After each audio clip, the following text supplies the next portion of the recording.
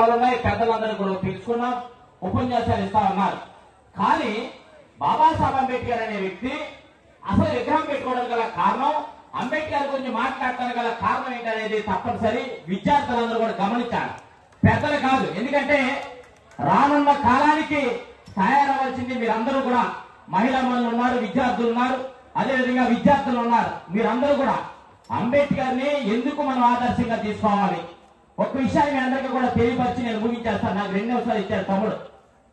బాబాసాహెబ్ అంబేద్కర్ అనే వ్యక్తి మనకులాగా మంచి ఇల్లు, మనకులాగా తినడానికి తిండి, మనకులాగా మంచి టీవీ, మనకులాగా మంచి బట్టలు లేవు.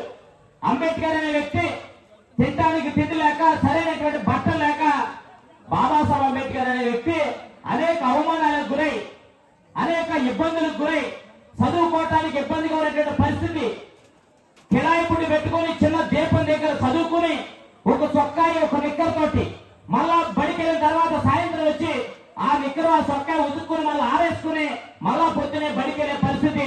కానీ అంబేద్కర్ జ్ఞానాన్ని చూసి అగ్రవర్ణాలకు ఉండబడే బ్రాహ్మణ వ్యవస్థ కానీ, లేకపోతే ఈ కొల వ్యవస్థలో ఉన్నటువంటి మతోన్మాద శక్తులు కానీ, అప్పుడున్నటువంటి విద్యార్థులు కూడా బాబాసాహెబ్ అంబేద్కర్ ని పక్కకు రానివ్వలేదు, చదువుకోవడానికి అర్హత కల్పించలేదనే విషయాలు కూడా మనందరూ కూడా గుర్తుపెట్టుకోవాలి. ఆ అనసవేత్రం చేసినటువంటి బాబాసాహెబ్ అంబేద్కర్ ఈ సమాజంలో ఉన్నటువంటి నేను అనేక ఇబ్బందులు గురవుతా ఉన్నాను. నన్ను నాతో మాట్లాడలేదు, నన్ను ముట్టుకోవటం లేదు, నా పక్కన కూర్చోవట్లేదు. కానీ నేనే ఈ విధంగా ఇబ్బంది పడతా ఉన్నానంటే నా జాతులు అనేటువంటి లేదు అంటారు వర్గాలు ఉన్నటువంటి పిల్లలు ఇబ్బందులు ఏ విధంగా పడుతున్నారో అధ్యయనం చేసినటువంటి మహత్తరమైన వ్యక్తి బాబాసాహెబ్ అంబేద్కర్. అందుకనే బాబాసాహెబ్ అంబేద్కర్ జీవితాంతకాలం కూడా అధ్యయనం చేసుకుని జీవితాంతకాలం కూడా మన కోసం పనిచేశాడు. ఎవరి కోసం? మన కోసం పనిచేశాడు.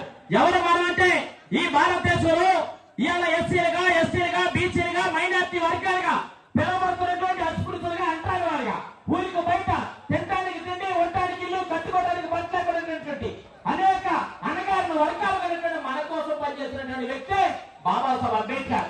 ఒక్క విషయం మీరు అందరూ కూడా గమనించాలి. బాబాసాహెబ్ అంబేద్కర్ అనేక అవమానాలు గురైతే ఆ అవమానాల నుంచి వచ్చిన తర్వాత ఒక మీటింగ్ జరగడం జరిగింది. ఎందుకంటే ఆ మీటింగ్ లో భారతదేశం నుంచి స్వతంత్రం కావాలని చెప్పి గాంధీ, మహమ్మద్ జిన్నా ఏమో పాకిస్తాన్ కావాలని మహమ్మద్ జిన్నా, భారతదేశం ఉండబడి ఇవాళ అంతరాల వర్గాల నుంచి బాబాసాహెబ్ అంబేద్కర్ వెళ్ళడం జరిగింది.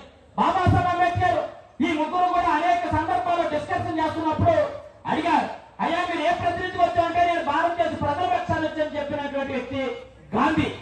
ఇంకొక పక్క నుంచి ముస్లింల పక్కన